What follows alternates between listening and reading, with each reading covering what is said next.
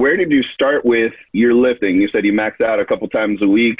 When you started to read and you started to learn, who were you learning from, and how did that kind of influence your training, and how did that kind of lead to your philosophy and style of training? We had a guy in the gym who was a world record holder in the bench, and this is way before shirts and stuff, 2-hour weigh-ins, and it was a guy named James Rouse who had a 479 bench at 165 with 2-hour weigh-ins back then. Wow. And so I had him to help me a little bit, and the rest was just reading Powerlifting USA. They used to always have the workout of the month. And I just, I kept it really simple, and I didn't think it had to be hard. I don't think I would have been able to follow it at the time and grasp it if it was too hard and too many math equations and percentages and shit back then. So I think I was fortunate enough not to know a lot. So when I did start, I made a lot of different mistakes.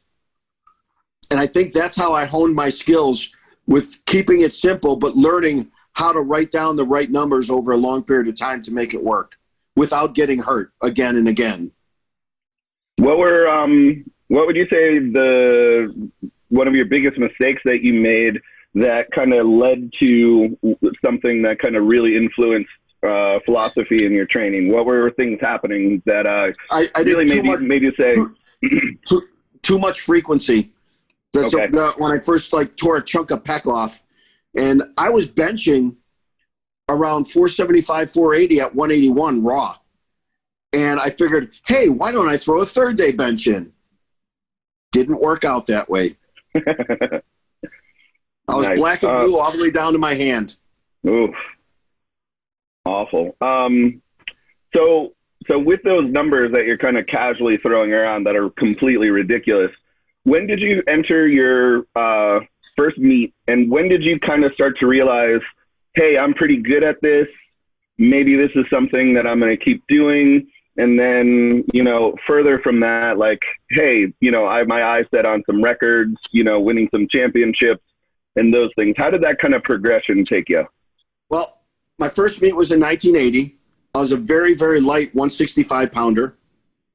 They didn't have squat racks that went low enough, so they had to take it off the racks and put it on my back.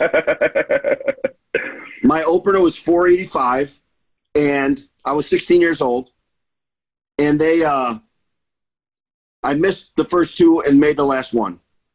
Then I benched 295 that day and deadlifted 495. But you know what? Not until I got really strong did I think I was any good. But that never overshadowed or took precedent to the work I did in the gym, because I only tried to get better. As long as I knew I could get better, it was going to be fun. And I'd make gains all the time. So the best advice I ever gave anyone, and took myself, was to take my time. It would be like if you wrote a paper in school and it was the best paper ever, but the whole time you didn't dot your I's, cross your T's, or use proper punctuation throughout the whole thing, your grade would go down dramatically. And that's the way I figured it. So I took my time and made sure all bases were covered the whole time. That was probably the biggest advantage I ever had. I never thought I'm going to go after that record, because that record only was precluded by the work I did to the gym to get me that point. So I knew if I did the work time and time again, it would take me and I would get better and better and better and better. And I was just fortunate enough that whatever genetics and however I trained or whatever added up to a point where I could break records. But I never set out to break records. I just concentrated on getting better and better and better. I knew that after I had tried bodybuilding and didn't like it, that I would look pretty damn good if I got to be the best I could possibly be in powerlifting. So I never tried to be anything other than the best I could be. So when you're talking about, dotting your I's, crossing your T's, making sure your punctuation is good, What does that mean to you in the gym? You know, the small things and continually, you know, getting stuff better. If someone was to ask you, what are the small things that add up to big things for you? What are those?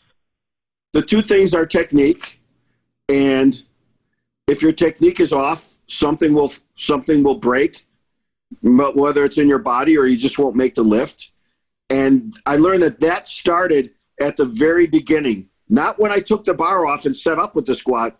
It started when I put my hands on the bar, how I got underneath the bar, how I got tight, where my hands were, how my feet were, how much tension I put on my back and squeezed in tight, how I popped my sternum up, and all that. And then that part right there made my takeoff real easy. And then once I took it off, I didn't have to worry about all of a sudden trying to take a big breath and getting set and getting tight again, because I was already tight. If I figured that if I already had that huge load on my back, I couldn't set up how I wanted to unless I did it from the beginning. So if I didn't set up right by taking it off right and getting tight, I couldn't just all of a sudden get tight when I had weight on my back and I was already set up. I was already at a loss. So that was my number one thing. And then after that, you know, that's with squat, bench, and deadlift. But I let that do it. I did that with all the other assistance exercises I did. So if I think everyone has a strength and a weakness no matter what in their body.